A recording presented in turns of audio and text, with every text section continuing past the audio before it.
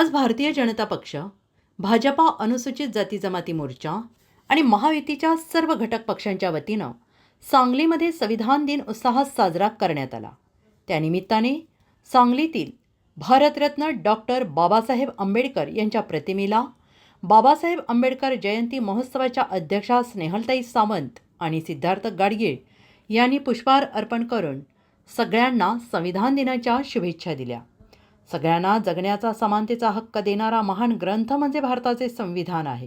पंतप्रधान नरेंद्र मोदी यांनी संविधानाचे महत्त्व सर्वसामान्य जनतेला कळावे या उद्देशाने संपूर्ण देशात संविधान दिन साजरा करण्याचा एक चांगला उपक्रम चालू केला आहे, असं मत यावेळी बोलताना सगळ्यांनी व्यक्त केले आणि यावेळी भाजप आणि महायुतीचे असंख्य कार्यकर्ते उपस्थित होते.